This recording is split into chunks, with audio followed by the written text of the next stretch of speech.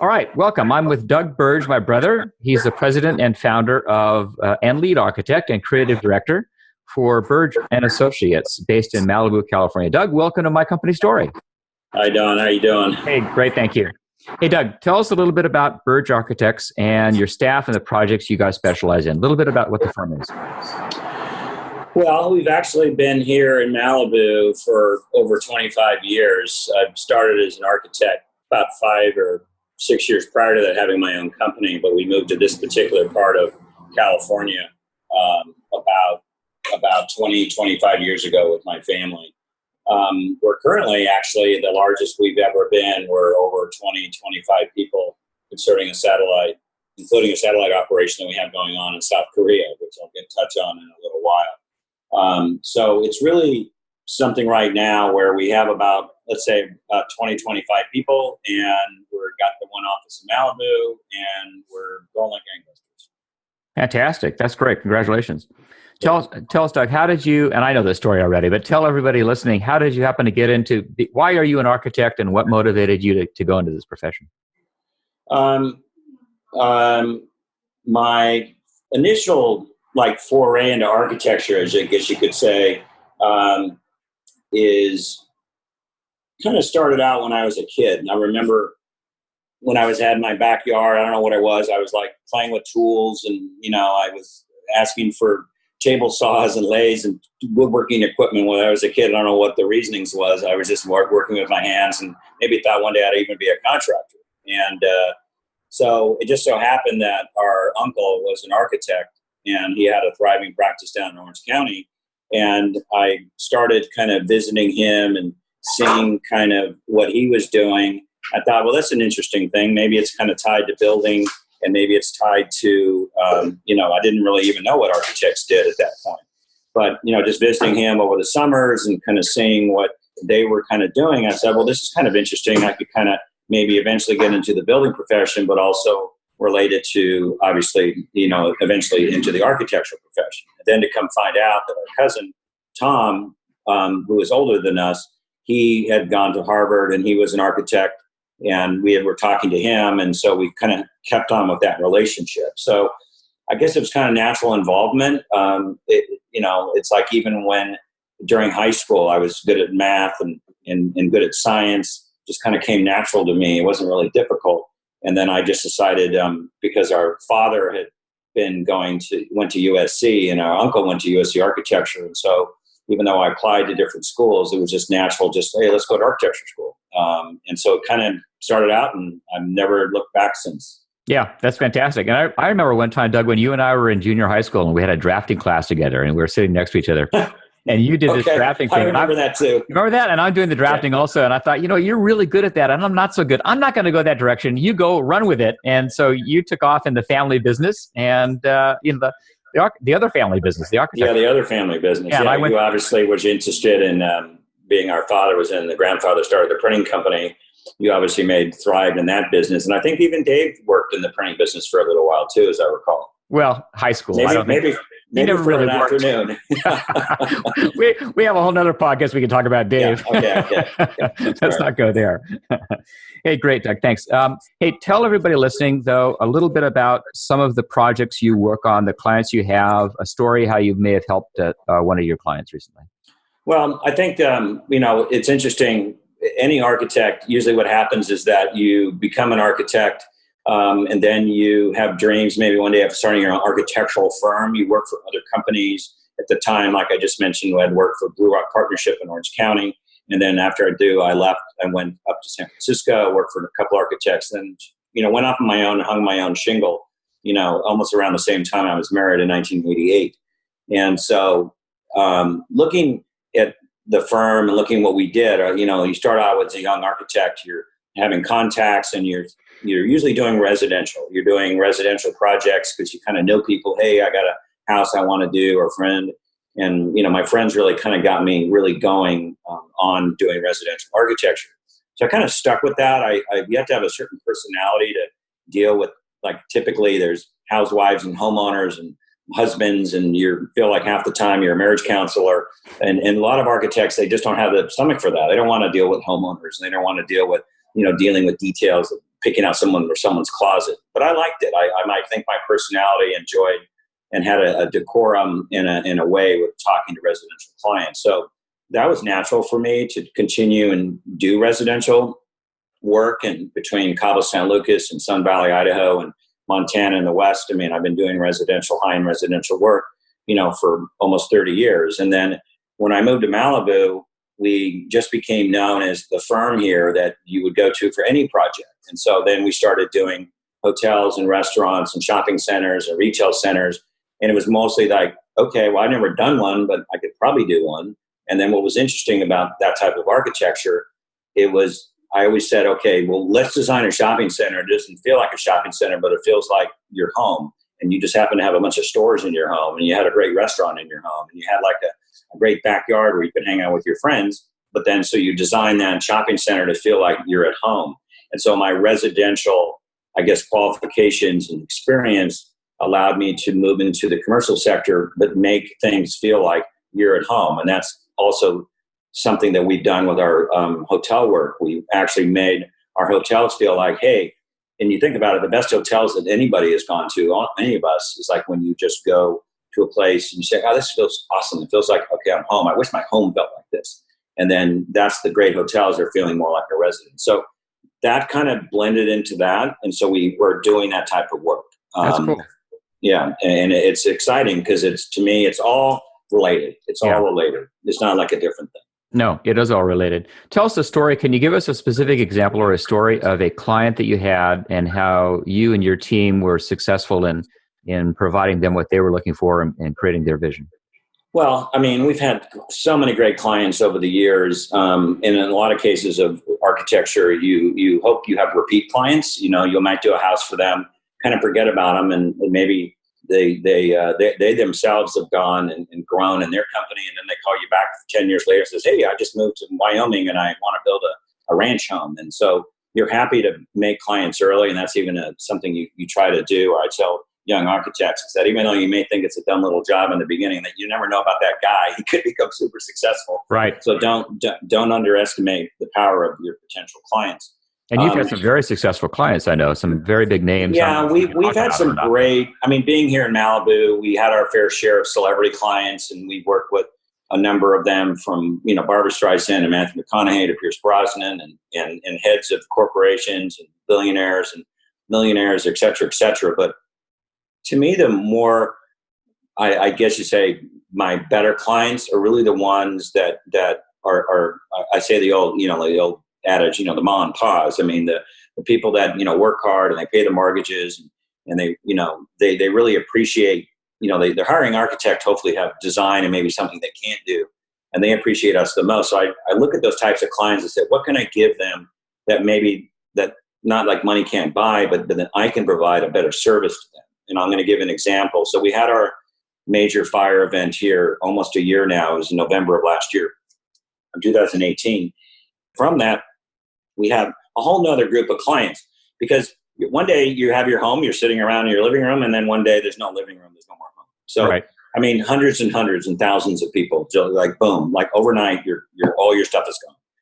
So you never planned on hiring an architect. Like, why would you hire an architect? Because you didn't need one, right? Right. But they have to all of a sudden. So those people are thrust into that and say, well, who are they going to hire? They're going to say, well, I heard Doug Burdge. I never worked with him, but I hear he can probably do a good job because he's got the experience in the city and he looks like he's a pretty good designer. So I'll tell the story of one of my clients. Actually, tomorrow I'm actually going to be in a fire rebuild workshop, part of this thing by Malibu Foundation. And I've been asked by this homeowner to tell our story together. And tomorrow I'm actually going to be telling the story to a group of a symposium. And there's only picked 4 examples. And so the story is that there's an older couple. They're in their late 60s, early 70s. And they're the last people I would have thought that would come to me. This happens to be, one of them is actually a planning director here, the planning commission director that I've been working with for years. And they came to me and says, Doug, we want you to design a house. I said, well, this is great. I really sorry for your loss, but I really like to help you. He says, but Doug, I like it. We want to build it differently. We want to build something out of shipping containers. I go, shipping containers?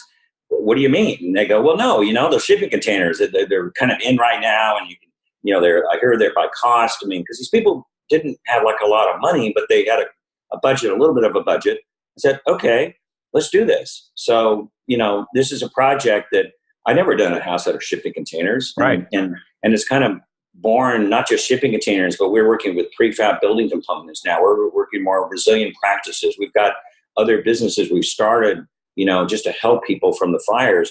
And so the story of working with this client is they wanted a 4 bedroom house out of shipping containers. I said, okay, it's like with Legos. You just put these things together and you stack them up and you see how they look. And we got creative, worked with the builder, and we're starting the job. And so, this is one of the least likely client that I thought would call me to have them do their home, let alone a construction technique that I've never done before. And 3, we're going to do do and it's going to happen. That's great. So, it was born and bred out of a tragedy. But out of every tragedy, hopefully it can come hope. And from hope, you can come into something that you can eventually, become a grace and a feeling of completeness and finality. And so I'm really happy to work with this couple. That's a great story, Doug. Good. Thanks for sharing that. That's really inspirational. Speaking of the Malibu fires, tell us a little bit about I always ask every business owner that comes on this program, the challenges that you've faced and how you've overcome them. So tell us about that fire. I know it devastated you guys and how you overcame that tragedy.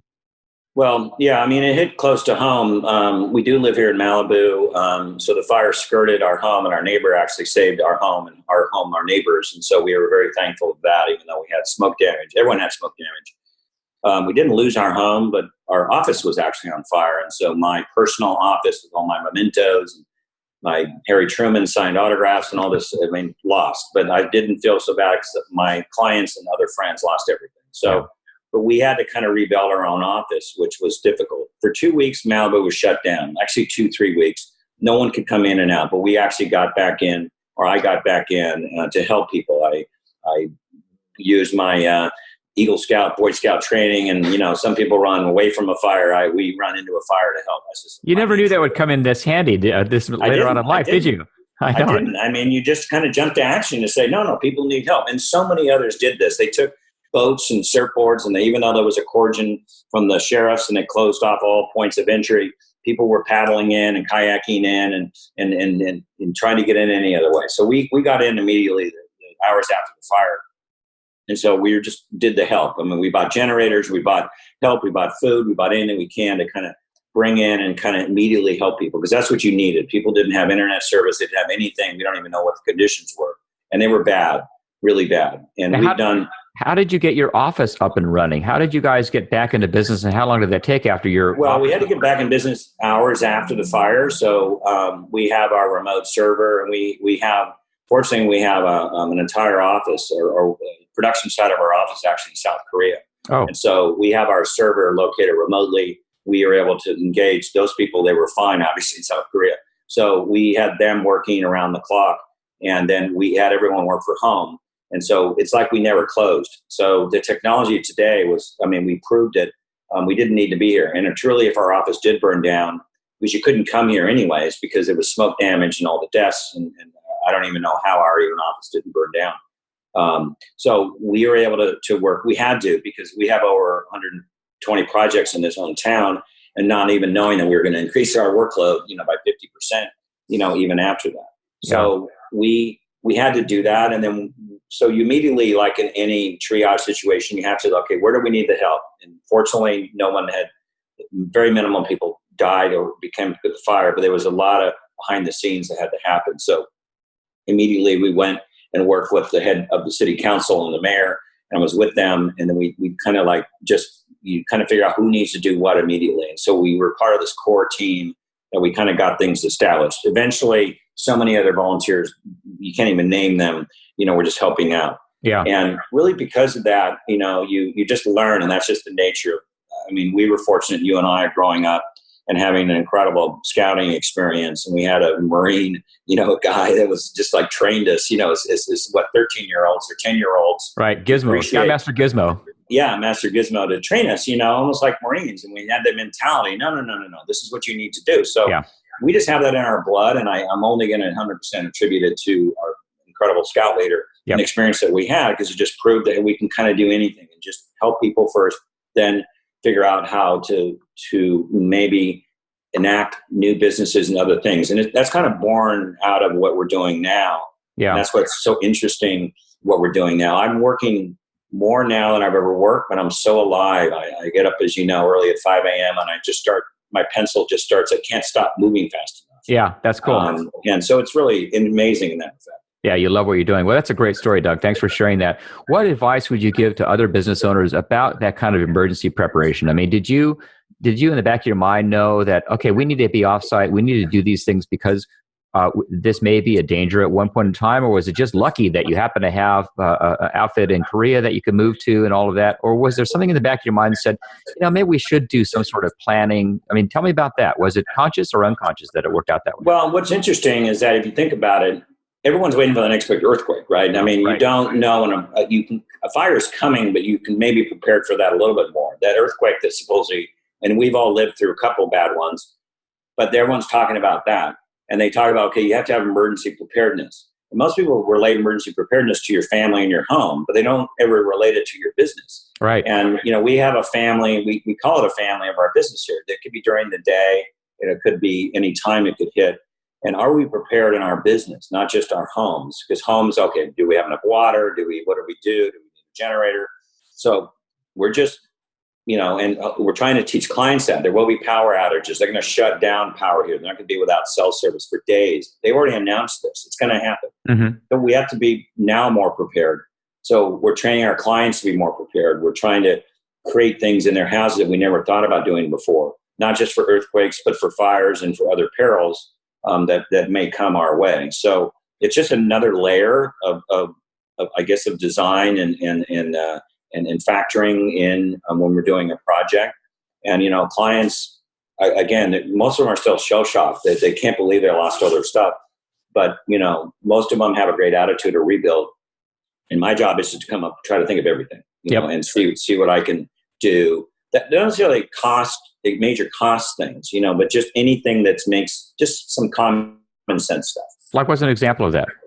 Well, I mean, there would be like the main thing was water storage. Okay, so people were at their house. A lot of people stayed, and they went to. They're not just fighting and saving their own house, but they would just run to the neighbor's house. Like people, there was no literally no fences because people wanted to save whatever they could. Right. People stayed back. But then they're hosing down a house and the water ran out. So they saw themselves in front of their eyes. They couldn't do nothing. They were using shovels with dirt and they couldn't put out their neighbors' houses. They wish they could have saved them with a little bit of water. So we're doing easy things. We're saying, okay, you're going to put the pump in your pool for sure. If you have a pool, you're going to maybe do now, it's not expensive, the cistern, which is basically under your garage, you're going to make a water tank. We did all what we do work in Cabo and Mexico. Cisterns are a way of life. There's a water storage. And so you're going to just create more. I mean, our step family, brothers, Kurt and Brad, saved their home in La Costa after the La Costa fire in 93. That's right. Jumping into cans filled with water, as a fire game to us. Incredible story. I'm going to go like that. It's like, okay, are you going to risk your life to save your house? Hopefully not. Yeah. But it's a crazy thing. So anyways, there's easy things you can do. It's like people think about it. I mean, and I kept relating the stories, like when you and I are making a campfire, like, hey, how do you build a campfire? You have to start out, you have to get some twigs and some things for kindling, right? Right. And then you can't just light a log, right? So you have to get the kindling. So what happened in this Malibu fire is that it's because of this kindling, which is like your outdoor furniture and your pillows that were just near your house. You didn't know what to do. You had to just leave. That was your kindling. Mm-hmm. So that kindling then started and got your trellis on fire. It got hot enough then to light your house on fire. So that we have so much kindling around our structures that the fire had no choice but to burn your house down. Right? Get rid of the kindling and get rid of the fire. Yep. Yeah, exactly. Because you can't just light a log. Yeah. You have to have the kindling. So that example, people can kind of understand that. Said, yeah, you're right, Doug. I mean, all my outdoor furniture started this and that, and that's how my own office started on fire. Right. Same reason. Right. Wonderful. Say, Doug, tell us about, if someone want to get a hold of you, what's the best way to do that? Well, nowadays, I mean, besides my cell phone, 310-918-5916. Most people don't like to give out their cell phones, but I'm used to it. I work all weekends and all the time of the day. It's Doug at buaia.com, but more importantly, our website is buaia.com. And so that's usually the best way for now. We're here in Malibu and we'll hopefully be here for a while. Great. I'm sure you will. Well, Doug, hey, thanks so much for coming on the show. I really appreciate it. It's been great talking to you formally like this. And Yes. I look forward to seeing you at Dave's wedding coming up in a month from There, now. there we go. Yeah, I look forward to that for sure. Okay. Thanks, pal.